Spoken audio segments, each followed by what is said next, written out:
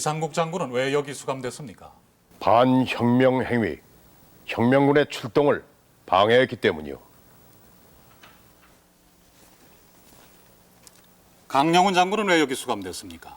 혁명군에 협조하지 않았다는 게 이유일 겁니다. 이한림 장군은요? 일군 사령관이란 내 직책이 위협적이었던 모양이요. 김웅수 장군은요?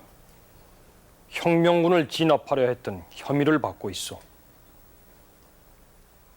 정강 장군은 왜 여기 수감됐습니까?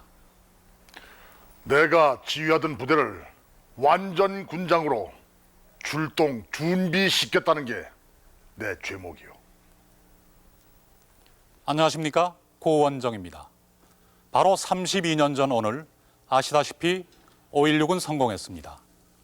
그러나 하나의 혁명이 성공이냐 실패냐가 가려지기 위해서는 약 한 주일에서 두 주일 정도의 기간이 결정적인 시기라고 합니다. 바로 그런 시기에 이런 장군들이 민간인 범죄자를 수용하는 마포 형무소에 수감돼 있었습니다. 당시 5.16은 전군의 지지를 받았다라고 말합니다마는 적어도 주체 세력들이 말하는 그 전군의 범위 안에 이 장군들은 들어가 있지 않았습니다. 5.16, 지금은 역사적 평가의 문제일 뿐입니다. 그러나 당시의 군 지휘관들에게는 급박한 선택의 문제였습니다. 혁명이냐 반혁명이냐, 이것은 어쩌면은 목숨을 걸어야 할 그런 선택이었습니다. 당시 마포 형무소의 장군들이 선택한 행동은 과연 무엇이었을까요? 그리고 그 당시의 급박한 상황 속에서 대한민국의 참된 군인으로 행동하려 했던 사람들은 과연 또 누구였을까요? 바로 이런 질문을 가지고 우리는 오늘 32년 전의 시간 속으로 돌아가 보려고 합니다. 상황이 시작된 것은 15일 밤 수색에 있는 34단에서 쿠데타 계획이 누설되면서부터였습니다.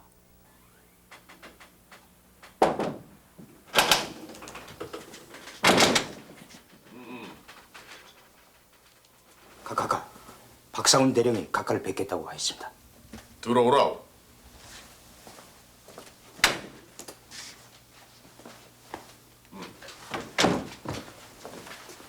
카카, 오늘 밤 우리 부대가 작전 명령에 의해 출동하는 것을 알고 계십니까? 무슨 소리 하고 있는 게야? 사단장도 모르는 부대 출동이 어디 있어?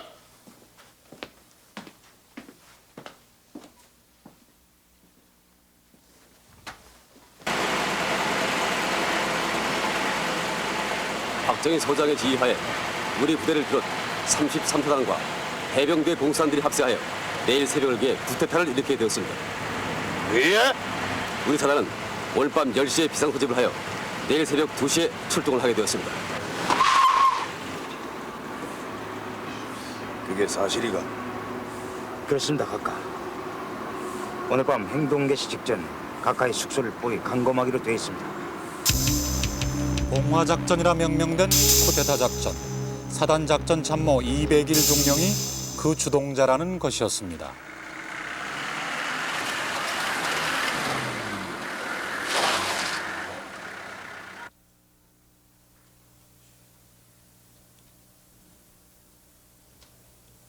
우리가 현재까지 입수한 정보에 의하면 이비길에 이끄는 34단 병력 일부도 포함되어 있습니다.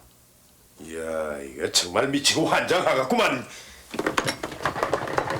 네, 박상훈 대령입니다. 네, 카카, 말씀하십시오. 다시 명령한다. 출동 준비 병력을 즉각 해산시키고 누구든지 부대 병력을 출동시키는 자는 즉시 사살하라. 그리고 200일 중령 체포하라.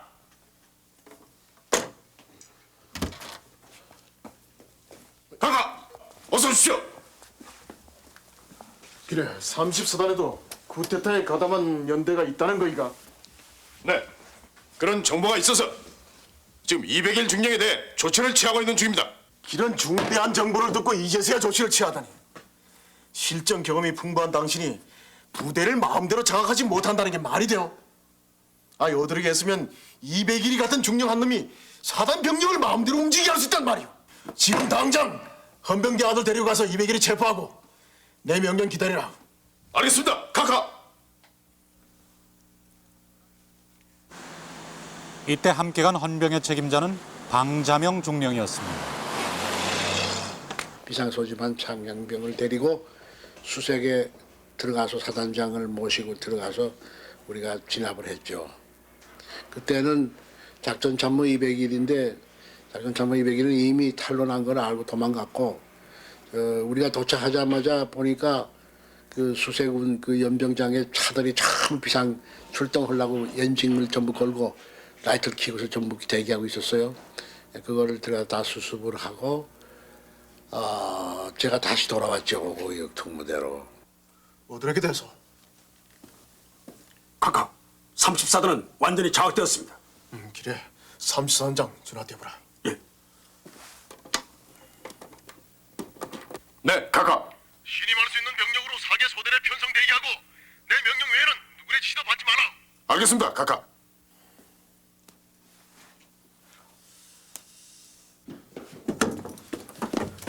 뭐야? 영등포 방문에서 해병대 일개 대대가 진격하고 있다는 보고입니다. 34단 대봐. 와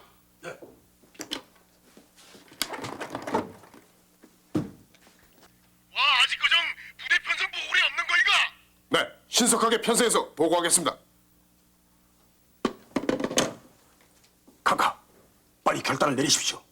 마침 남산에서 공사를 하고 있는 야전 공병단이 있으니 이들을 동원하면 어떨까요? 아니야, 기하지 말고 헌병대 김성일을 불러라. 예.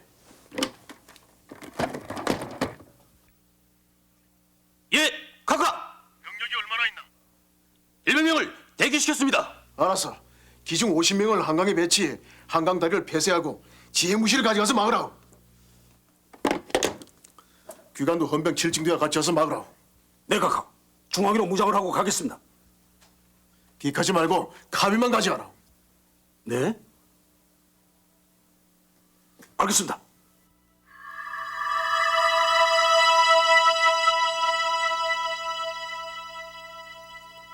한강 인도계에 배치된 헌병 제7중대 병력은 50명. 김포 방면에서 강을 따라 진격해오고 있는 쿠데타 병력은 해병대 공수단 1,400여 명. 3시 20분경 이들은 이 다리 위에서 대치하게 됐습니다. 그리고 총격전이 시작됩니다. 쿠데타 발생 후 최초의 교전이 벌어진 것입니다.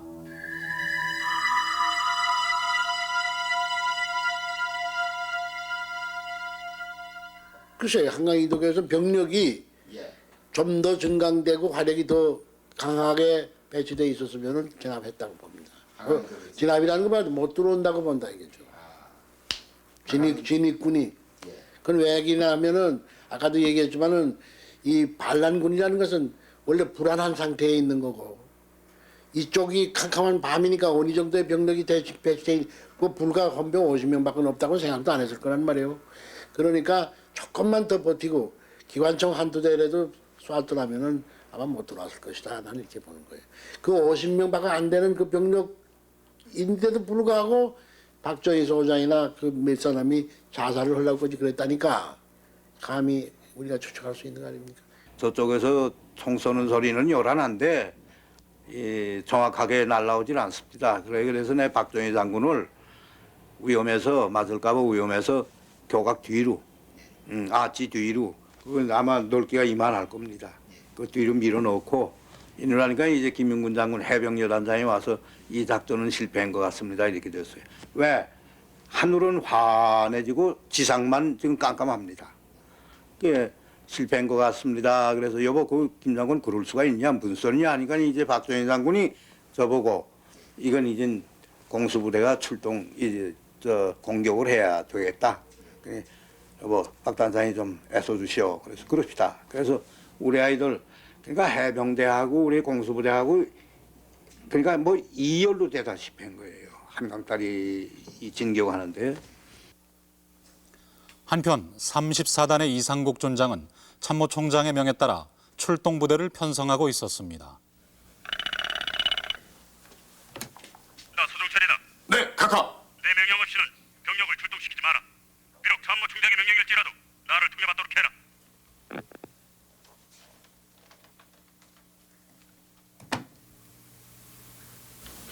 그럼 이 사람도 그러면 싸우지 말자는 사람도 이상한 사람 아니가 말이야. 그렇게 생각할 수밖에. 아시겠어요? 그래서 부대 데리고 나오는데 그러길래 난 그래서 또 참모총장한테 보고를 했습니다 또. 자, 서정철 장군이 자기 허가 없이 나가지 말라고 그럽니다. 그러니까 그 잔소리 말고 나와.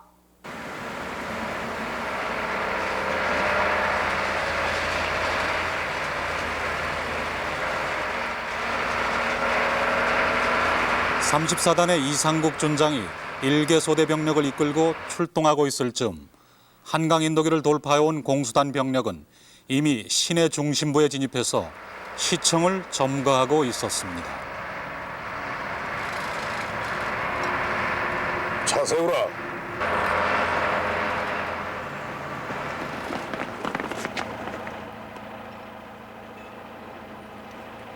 나 34단장 이상국 준장이다. 어서 오십시오, 각하. 여긴 이미 저희들이 장악했습니다. 걱정 마시고 돌아가시죠. 총장님 어딨나? 6번에 가셨습니다. 나 34단장이야. 총장님 좀 바꿔주라. 회의 중이시라 곤란합니다. 뭐야? 야 바꾸라. 나 34단장 이상국 준장이야. 야 지금이 어느 때인데 그러나? 알겠습니다. 안 받으시겠답니다.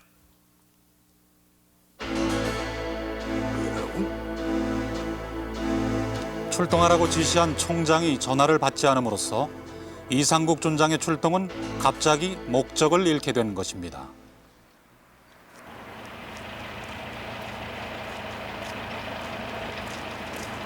각하! 야 박준장, 이거 어떻게 된 상황인가? 현 상황을 제대로 밝혀라. 각하! 저희 34단은 청와대와 중앙청을 맡게 돼 있습니다.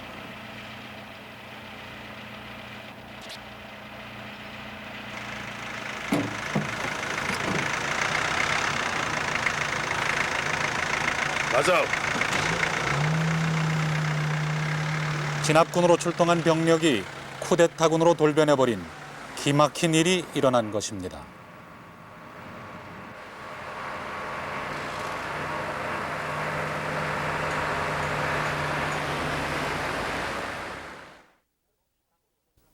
그리고 사흘 뒤 이상국 준장은 반혁명 행위죄로 체포되었습니다.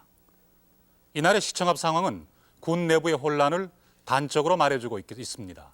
이렇게 도대체 누가 쿠데타 세력인지 파악이 되지 않는 상황에서 최종적으로 믿을 수 있는 존재, 그가 누구였겠습니까?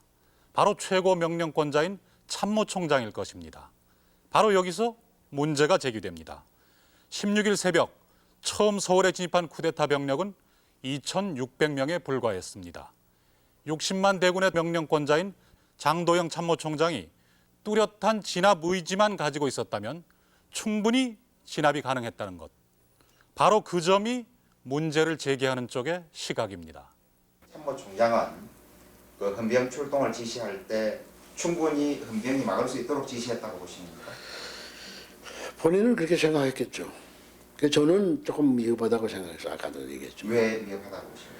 헌병 50명이라는 너무나 적지 않습니까, 숫자가. 지금 벌써 전화로 봐도 2,000 몇백 명이라고 그러는데 상대방이 더군다나 해병대가 선봉이라고 그러는데 해병대는 아까도 얘기했지만 육군보다 화력이 강합니다. 아마 일반 소청소대 한 2배 가까이의 그 화력을 가지고 있어요. 해병대는. 이 때문에 헌병이 카빈 가지고 50명 이거 될 것 같지 않더라고요.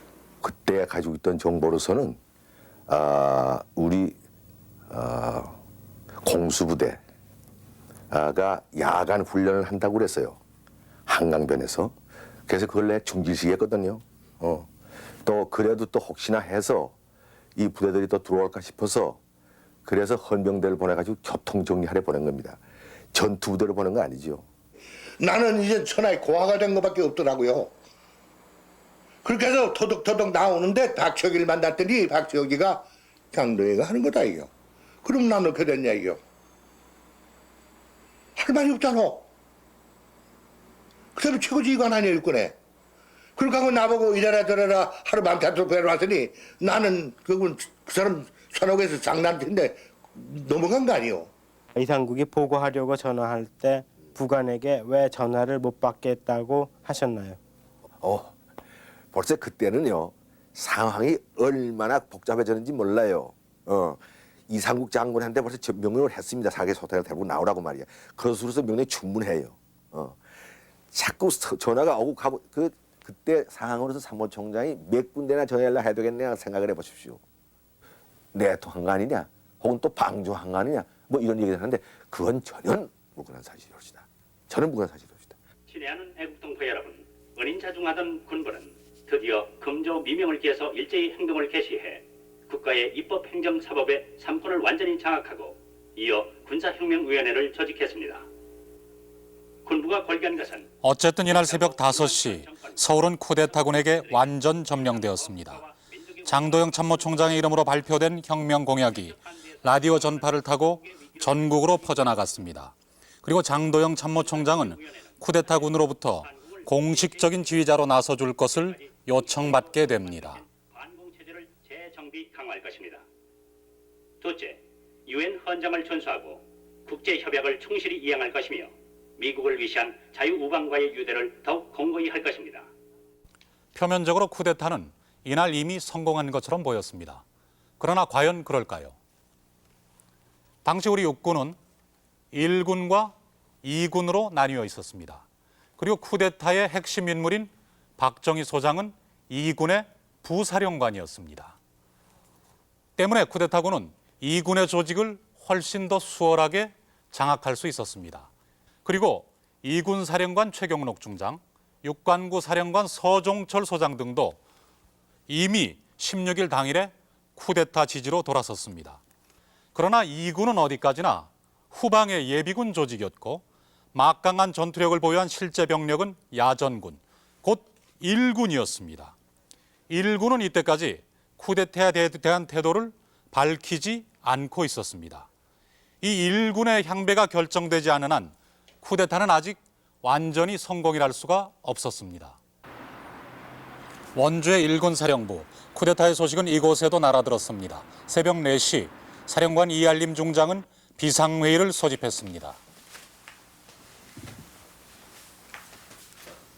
우리 1군에서는 육군단 포병사령관 문재준 대령이 쿠데타에 참가했다는 보고요. 문 대령이 쿠데타에 가담했다고요? 그럴 리가 없습니다. 문 대령이 이미 출동을 했다는데도 그럴 리가 없다는 거요. 쿠데타군을 막기 위해서는 우선 서울로 가는 외곽도로부터 차단해야 합니다. 그렇게 되면 국군끼리 피를 흘리게 되지 않습니까? 그렇다고 반란군을 그대로 내버려둬요? 나라를 지키다가 죽어도 좋잖아.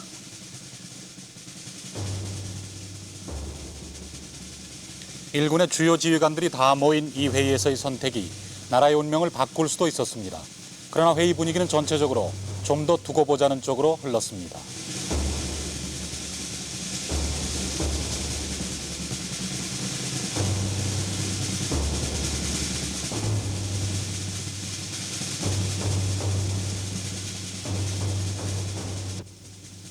어쨌든 귀관들은 즉시 귀대에서 부대 단속 잘하고 내 명령을 기다리시오. 부대는 장악하되 비상은 걸지 말라. 그것이 사령관의 당부였습니다. 혁명이라는 게 이게 순간을 다투는 일인데 그때의 사단장 이상의 중요한 지휘관이 모였더라면은 조금 더 우리가 사항은 유동적이라 할 망정 앞으로 어떠한 사항이 오면은 우리는 어떻게 해야 되겠다고 하는 결의라고 할까 공동적인 그런 그 이견을 갖출 만한 그런 토의는 했었어야 되지 않느냐 이런 생각을 해나가는데 그때 그렇지를 우리가 못했어요. 그뿐만 아니라 내가 지금 생각을 해보면은 그 당시 박정희 장군이 혁명을 주도했다 하지만은 참모총장의 견해는 뭐 있었고 국방장관은 어디 있고 총리는 어디 있고 대통령은 어떻게 지금 돼 있고 그 사람들한테는 우리가 뭐를 요구하고 또 우리가 무슨 책임이 있느냐 요 정도만이라도 우리가 논의할 수 있는 군 지휘관으로서의 그 도덕성이라고 그럴까 자기의 그 위치를 밝힐 수 있는 그런 기회를 가졌어야 되지 않았나 이런 생각을 했어요. 문재중 대령이 이끄는 포병 5개 대대 1,200명이 구테타 군으로 육군단장 김웅수 소장, 일군 비상회의에서 포천에 있는 군단 사령부로 돌아온 그는 포병단 5개 대대의 출동 상황부터 보고받았습니다. 군단 작전 참모 홍종철 대령은 행방불명이었고 포병 선임 장교 최원두 중령 또한 자리를 이탈하고 있었습니다.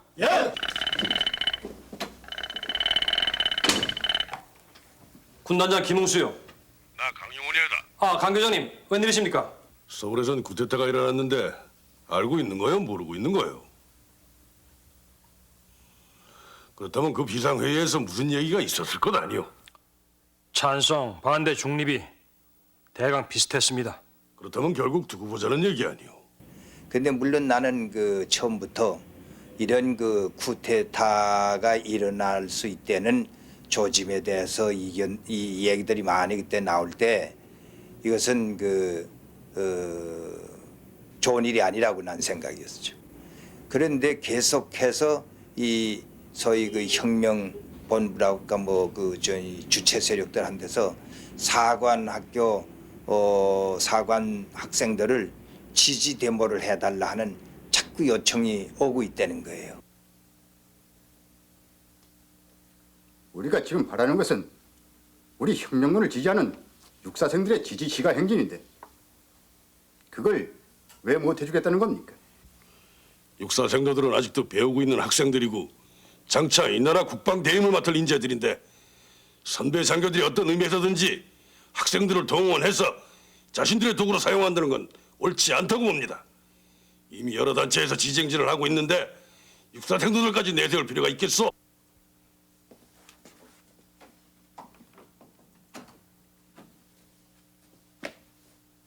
가가 준비됐습니다.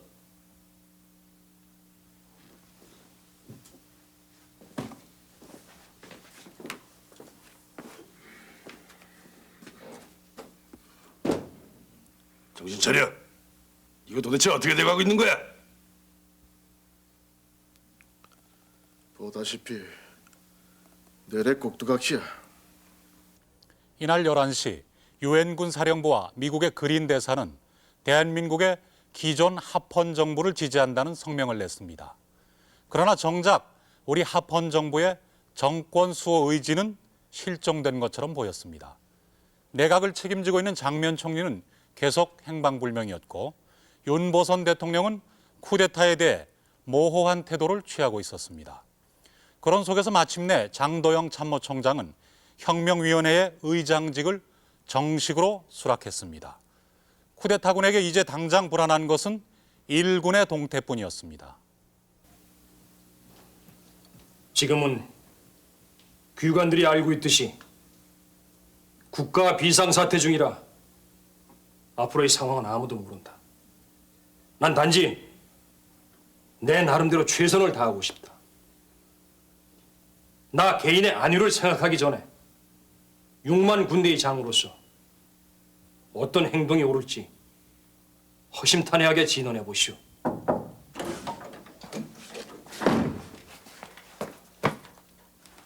어디 갔다 왔나? 죄송합니다, 각하.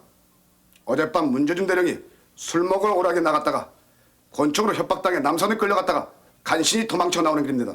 그것도 변명이라고 하는 게야? 아닙니다. 난 귀관의 작전 참모직을 해임한다. 부군단장. 네. 반란군에 가담한 포병단을 즉각 철수시키시오. 그리고 전 부대 비상령을 하달하시오. 네, 알겠습니다.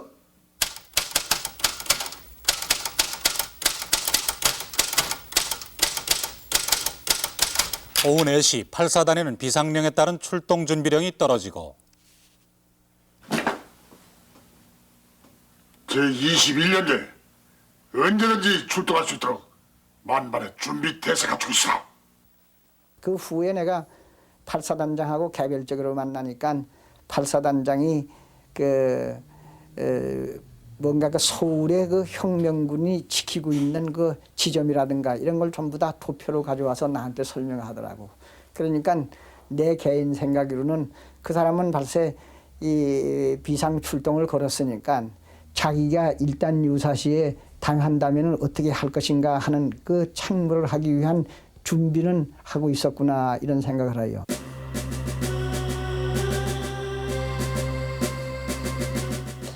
사단장 정강준장은 작전과장 이동훈 대위와 함께 출동을 위한 부대 상황을 점검했습니다. 서울 지리 숙지자 파악, 전투 경험자 파악, 부대 내 비상용 식품과 연료의 보유 현황 파악.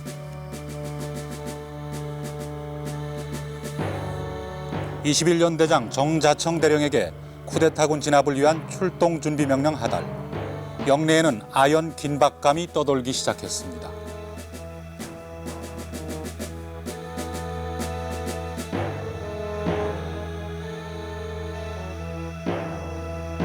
그리고 작전 계획 21연대와 16연대를 서울 청량리와 홍제동 부근으로 이동시키거나 21연대만을 홍제동 부근으로 이동시키는 계획.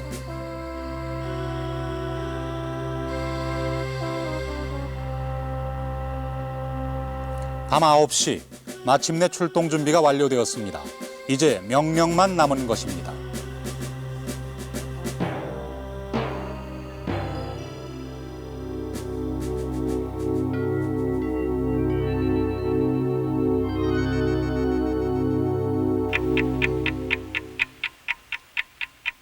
그러나 명령은 내려지지 않았습니다. 다음 날 군단사령부의 박창록 부군단장이 부대 출동 준비 상황을 점검기 위해 왔을 뿐입니다. 출동 준비 완료한 지가 언제인데 여태까지 명령을 내리지 않습니까? 쿠데타군이 서울을 완전히 장악하도록 도와주자는 겁니까 뭡니까? 그게 어디 우리가 내릴 수 있는 명령입니까? 그럼 누굽니까? 이한림 사령관입니까? 몰라서 묻는 걸? 아니 그런데 그 양반은 뭘 꾸물거리고 있는 겁니까? 그 양반도 더 높은 분들의 명령을 기다리고 있습니다. 더 높은 분이라니? 총장이요? 국방부 장관이요? 아니면 총리요? 대통령이요? 이 비싼 시국에 누군가 책임을 지고 진압 명령을 내려야 될 사람이 있어야 될 거 아니겠습니까? 쿠데타 진압군의 출동 명령. 1군에서 그것을 내릴 수 있는 사람은 누구이겠습니까? 사단장이나 군단장 중 하나이겠습니까? 그런 명령을 내릴 수 있는 사람이 있다면 역시 1군의 최고 사령관인 이한림 중장뿐이었을 것입니다. 이한림 중장. 그는 초기에 이미 강경한 쿠데타 반대 의사를 보였습니다.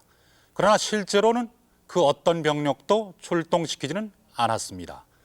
그리고 17일 하루 이한림 1군 사령관의 태도는 중요한 변화를 보입니다. 그가 무엇을 했는지 한번 따라가 보기로 하겠습니다. 17일 오전 8시경 이한림 사령관은 제12사단의 1계대대를 불러 원주 방위에 임하도록 하는 작전 명령을 지시했습니다. 이것이 쿠데타 가담 세력인 박태원, 정봉욱 대령들의 항의를 받게 됩니다. 그래, 영권이 뭔가? 각하께서 제12사단에 내리신 적전 명령은 취소하시는 게 좋을 것 같습니다. 뭐가 어째? 귀관이 지금 나한테 명령을 하는 건가? 아닙니다, 각하.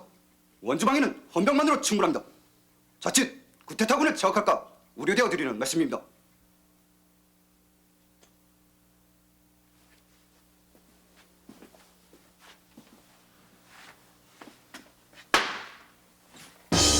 박태원 등은 즉석에서 그 작전 명령을 취소할 결심을 얻어냈습니다. 오전 10시경에 이한림 사령관은 1군의 정치적 중립을 선언하는 전단을 예하 각 부대에 배포할 것을 지시합니다. 그러나 쿠데타 지지 세력들의 방해로 그 배포 또한 곧 중단됩니다.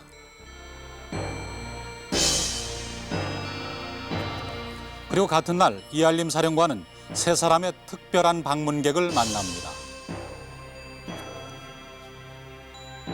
청와대의 김준하, 김남 비서관, 그들이 가져온 것은 유혈 사태 방지를 호소하는 윤보선 대통령의 친서였습니다.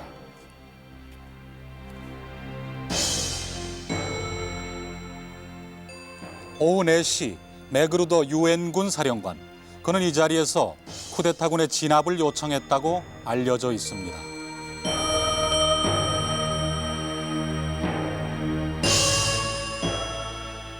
오후 5시 박정희 소장의 밀사인 윤태일 준장, 이한림 사령관은 그에게 박정희 소장과의 직접 면담을 요구했다고 합니다.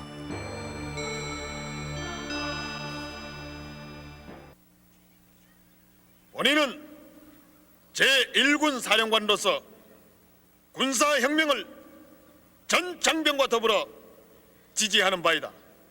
우리 제1군 휘하 전 장병은 왕성한 사기로서 전선 방위 임무에 완벽을 기하고 있다. 또한 본인은 국가와 민족의 장래를 위해서 혁명의 완수에 헌신할 것이며 전 장병이 일치 단결해 주기를 바란다.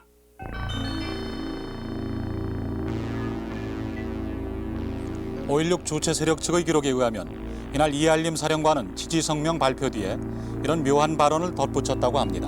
혁명은 좋다. 그러나 야전군의 의사를 들어보지 않았다. 그러니 야전군에도 혁명위원회를 구성해야 한다. 그의 생각은 대체 무엇이었을까요?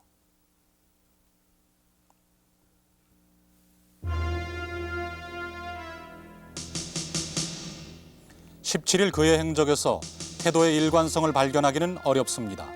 그가 과연 일군 사령관으로서 최선을 다했던 것일까요? 그 박정희 장군이 전화 송수화기를 들고서 전화를 하는데 가만 들으니까 이알림 장군하고 통화를 하고 있는 것 같아요. 그래서 내가 그걸 지금 생생하게 지금 기억하고 있는데 보니까 이알림 장군에 대해서 하는 얘기가 그 이 장군 협조를 좀 해주셔. 그래요.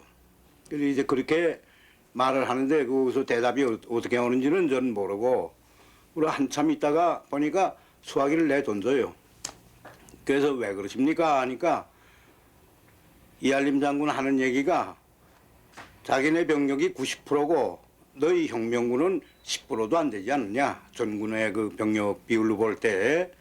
그러니까 그래도 자기가 봐주는 마음에서 1대1로 협상을 하자 한다는 얘기예요. 그럼 1대1로 협상을 어떻게 하자는 얘기냐. 결국은 자기도 이제 저희 권력을 이제 반 차지하겠다는 얘기밖에 더 되겠습니까? 우리 그 정치나 이제 군사 수뇌부들이 지금 혁명군에 둘러쌌을 때는 자동적으로 그 대권은 야전군 사령관한테 있다. 저는 이렇게 생각했고 또 미국 사람들한테도 그렇게 얘기를 해줬고 또 그렇기 때문에 우선은 힘으로 대결하기 위해서 유혈을 막는다 하지만은 출동을 해야 될 거 아니냐 이런 얘기를 진언을 많이 했습니다. 이알림 씨는 현재까지 유독 5.16에 대해서만은 굳게 침묵을 지키고 있습니다.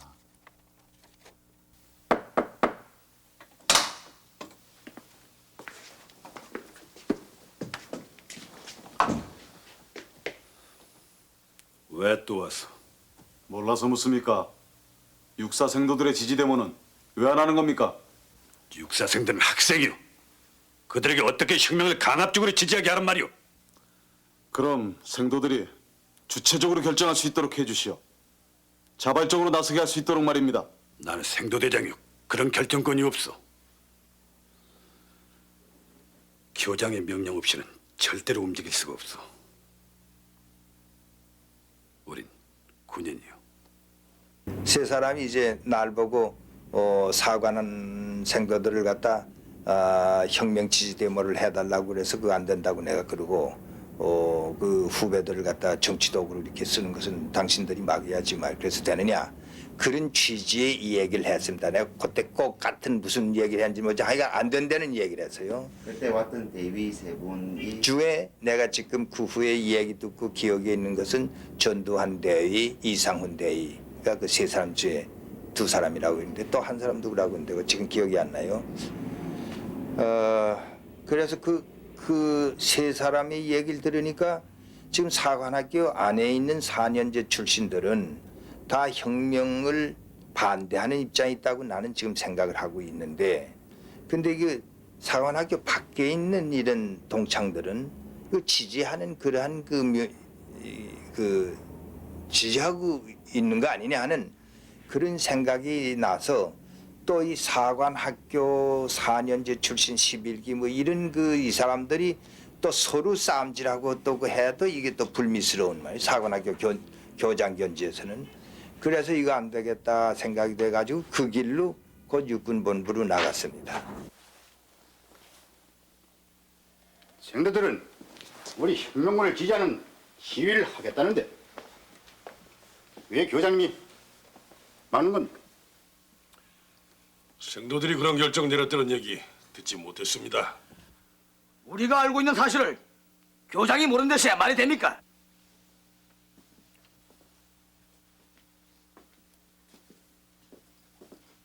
내가 이 박정희 장군하고 협의를 했습니다. 이 앞만 봐도 이 강용훈 장군이 장래 이 생도들의 이제 기강 문제라고 그럴까 이제 이러한 것 때문에 반대를 하는 것 같으니 강용훈 장군을 불러다가 여기서 한번 이렇게 대화를 나눠서 그래서 찬성이 되면 좋고 찬성을 끝끝내 안 하면 저한테 신호를 보내시오. 그러면 내가 처리를 하겠어. 도대체 우리 혁명군을 어떻게 보는 겁니까? 이럴 수가 있는 겁니까? 교장이면 다요.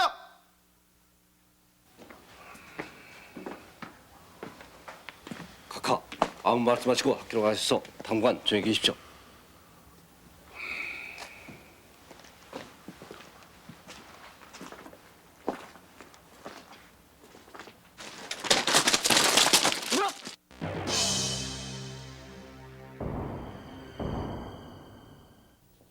그날 밤 육군 사관학교 교장 강영훈 중장은 이렇게 해서 육군본부 소회의실에 연금이 됩니다. 그 길로 체포된 것이죠. 그리고 18일 오전 7시 1군 사령관 이한림 중장은 그의 숙소에서 부하 장교들에 의해 체포됩니다. 당시 연병장에는 1군사 포병 참모인 정봉욱 대령이 내놓은 12문의 고사포가 배치되어 있었고 16과 참모인 허순호 대령의 선전중대 80여 명은 숙소 외곽을 포위하고 있었습니다. 5월 18일 오전 해능의 겨울 육군사관학교 생도들과 장교단은 군사혁명을 지지하는 힘찬 구호를 외치며 서울거리에서 시위 행진을 했습니다. 18일 아침 상황은 끝났습니다. 적전 분열을 한민족끼리의 유혈 사태를 두려워하던 망설임이 유동적이던 쿠데타 상황을 확고한 성공으로 바꾸었습니다. 반쟁도 정치의 제재를 통일하고 경제면 사회면 문화면에 있어서 무관 괴뢰의 우월을 확보함으로써 남북 통일을 기하는 목표하에 우리가 가진 모든 역량을 총 지켜야 하겠습니다.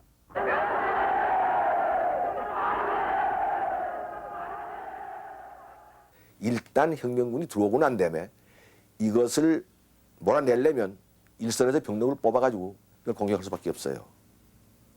그러면 뭡니까? 그러면 우리는 이북 군대가 30마일 북봉에 있는데 적전에서 적의 앞에서 우리끼리 전투를 하게 됩니다. 동원아 수도해서. 그러니 이게 지금 3,700뭐 3,800뭐 이렇게 의거 부대가 들어왔다고 그러는데 그 부대를 완전히 섬멸하고 공격을 해서 하려면 물론 서울 시내가 비화될 건 사실이고 또 그렇게 되면은 막대한 병력이 필요한데 일선에서 그 병력을 뺏을 적에 어떤 상태 빠지겠는가? 내가 혁명위원장으로서 수락할 그 시간에서 가장 중요하게 생각한 것이 우리끼리 적 앞에서 전투할 수는 없다 하는 것이 기본 문제일 것이다. 그러나 군인 입장으로 볼 적에는 내외의 적을 자기 생명을 도해가면서 지키는 것이 그 사람들이 사명일지인데 피 흘리는 것을 어렵다고 해가지고 불의가 인정될 수 있는 사회는 안 될 거 아니겠습니까? 또 그 당시에도 제가 생각할 적에는 박정희 장군 자신이 공산당으로서 혐의를 많이 받고 있었던 사람입니다.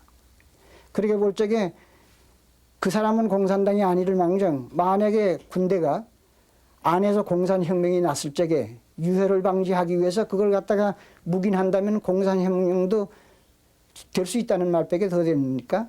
저는 군인으로서는 그게 사지질 않아요. 혁명사 금반 군부 구태타 발생에 대해서 우리 일동은 정치적, 도의적 책임을 통감하고 총사퇴하는 바이다. 국민제의에 양해의 있기를 바라는 바이다.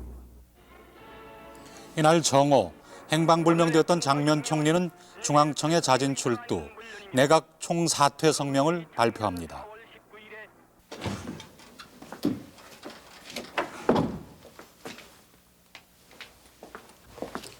장도영 총장께서 만나자고 하십니다. 가시겠습니까? 총장의 명령인데 갈 수밖에 없지 않은가? 카카.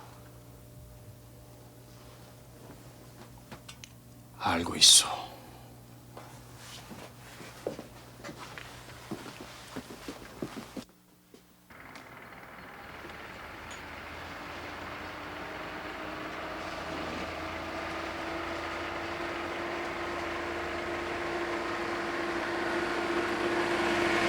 김웅수 소장은 자신이 체포될 것을 알고 있었습니다.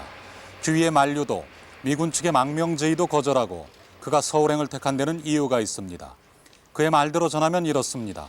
지금은 5.16이 성공했으나 훗날의 역사에는 그것에 반대한 사람도 옳게 기록되리라 하는 생각이었습니다.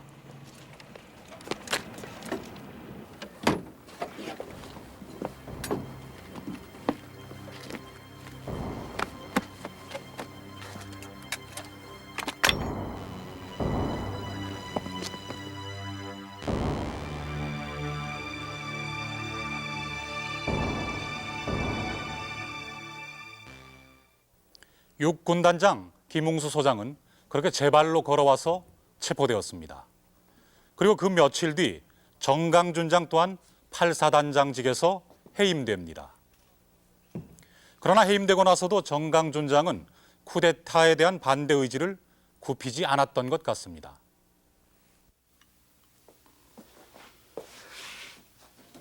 카카, 저를 해임하신 이유를 말씀해 주시라요.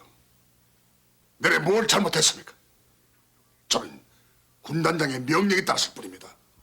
기카고 반란군을 진압한다는 것은 진짜 군인이 해야 할 일 아니겠습니까? 카카, 이러고 계시다가는 이 집 뒤에 낙이 붙골이 되고 맙니다.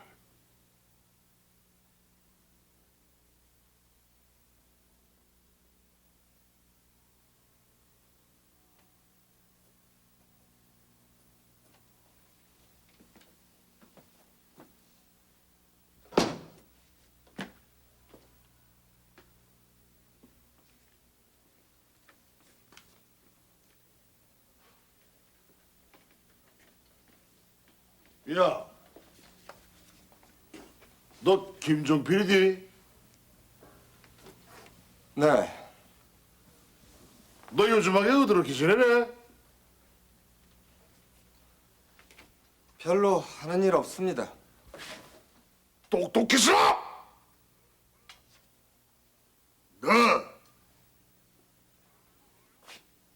까불지 말라! 그러니까 혁명위원회 지시, 말하자면 김정필 씨의 지시에 의해서 마포형무소에 수감이 된 겁니다. 그 다음에 그 왜 그렇게까지 됐느냐 하는 거는 이제 아까 그 우발적인 만남도 있었지만은 원래 정강 장군의 성격이나 그 양반의 그 언행으로 봐서 혁명정부가 구데타 정부라고 볼까, 구데타 그 군사위원회, 소위 혁명위원회라고 그랬죠. 그 위원회 측에서 가장 두려운 존재였다고 봐요.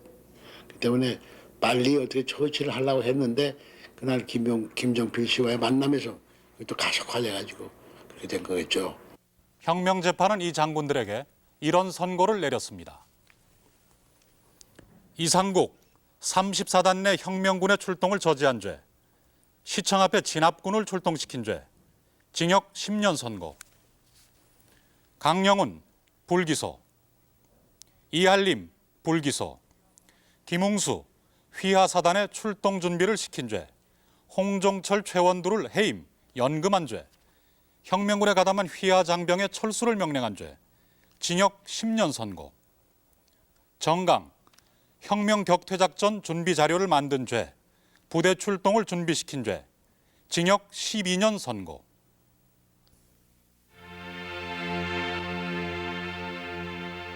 (2개월) 구금 끝에 불기소 처리된 이한림 군사령관은 그 후 제3공화국에서 건설부 장관, 호주 대사를 역임합니다.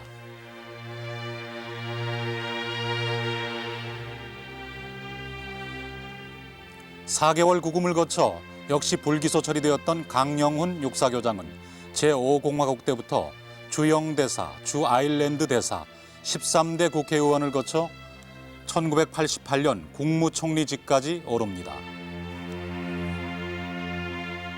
11개월의 실형을 받은 육군단장 김웅수 소장은 그 후 미국으로 건너가 경제학을 전공합니다.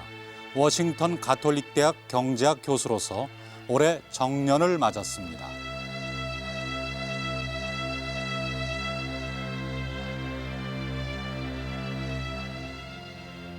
(1년간의) 실형을 받은 34단장 이상국 준장은 현재 추풍령 휴게소에서 개인 사업을 하고 있습니다.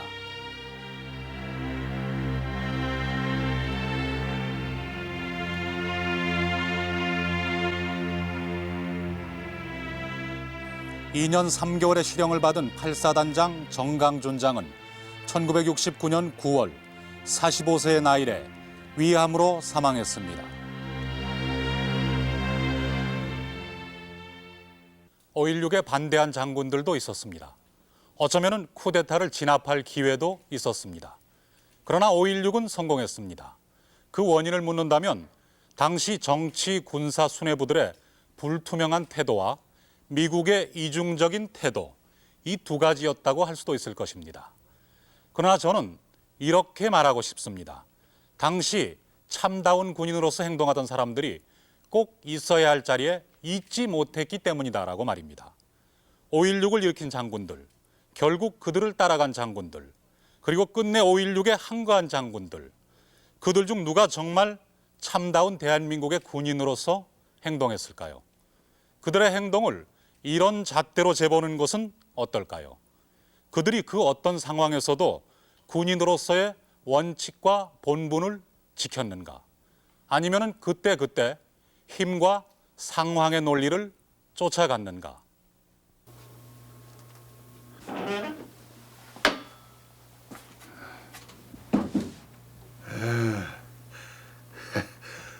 어서 오라.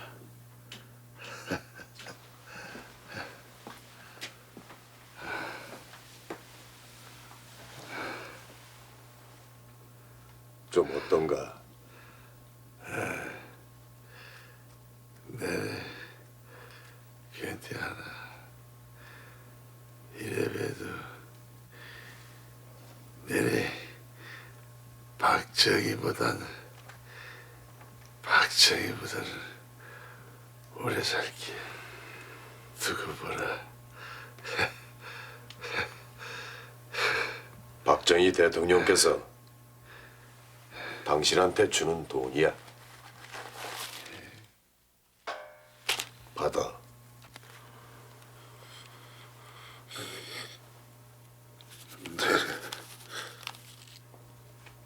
내가 왜 이딴 돈만 내가 이딴 돈 필요 없으니까 박정희한테 갖다 주라. 사람의 확실한 것은 인간성으로 보나 그 사람의 그 생활 신조를 보더라도요. 시종일관 그 사람의 그 변절은 없었습니다. 들어갈 때부터 끝까지 또 이 수년 동안 옥고를 짓는 동안에도 많이 이제 그 동기들이나 또 이 가족을 통해서 저도 그랬지만은 기왕에 이렇게 된 거 너도 한 자소서라도 쓰고 뭐 하나의 사과문이라도 쓰고 할 것 같으면 내보내주겠다 하는 말도 있었지만은 그러나 그것도 이런저에 마다하고서 자기가 그래서 마지막까지 그 형량을 다 살고서 나온 사람이 하나죠.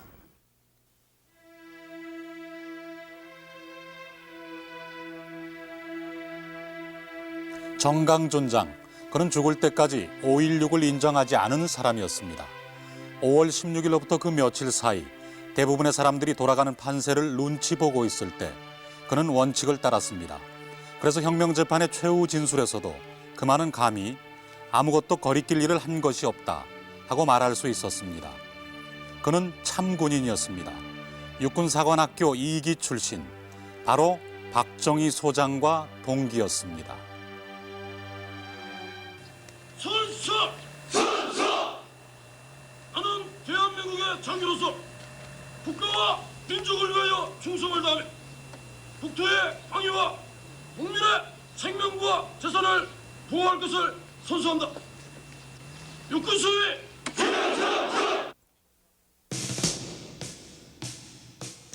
참다운 군인이 무엇인가를 말하기란 어렵지 않습니다. 해마다 육사 생도들의 임관식에서 그들이 받아드는 장교 수첩에 그것은 더도 덜도 아니게 말해지고 있습니다. 국가와 민족사의 정통성을 수호하는 이들, 국민의 군대, 국토를 방위하고 국민의 생명과 재산을 보호함을 그 사명으로 하는 존재들.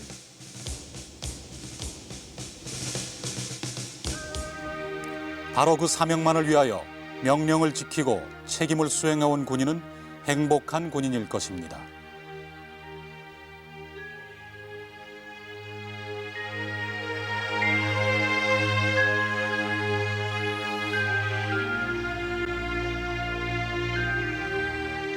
스스로 군 지휘 체계를 문란시킴으로써 군의 사명을 저버린 박정희 소장은 끝내 불행한 군인으로 남았습니다.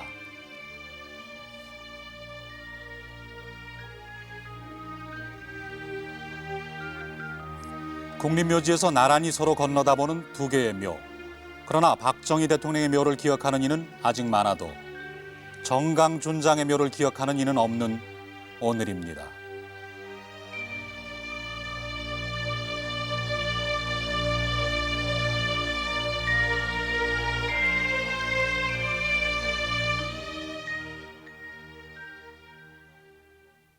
참다운 군인은 권력보다도 황금보다도 명예를 더 존중합니다. 그리고 그런 군의 명예는 군의 원칙을 지킴으로써만 얻을 수 있는 것입니다. 32년 전 그 명예를 지키려던 사람들이 군의 원칙을 저버린 사람들에 의해서 오히려 그 명예를 잃어버린 일이 있었습니다. 그들의 이름 위에는 세월의 먼지만이 쌓이고 쌓여서 그들의 존재는 잊혀졌습니다. 오늘 우리는 그 오랜 먼지의 한 부분을 털어보려고 했습니다. 그래서 그 아래 몇 개의 희미한 이름을 발견했을지도 모르겠습니다. 우리가 그 잊혀졌던 하나의 이름의 명예를 찾아주는 일이 어쩌면은 과거, 현재, 미래를 통틀어서 우리 군 전체의 명예를 되찾는 일의 첫걸음이 될지도 모르겠습니다. 지금 이 시간에도 온갖 비리에 연루된 군인들보다는 외롭고 힘들게 군 본연의 자리를 지키고 있는 순수한 군인들이 더 많이 있다는 것을 믿으면서 다큐멘터리 극장 5.16의 한가한 장군들 편을 마치도록 하겠습니다. 시청자 여러분 고맙습니다.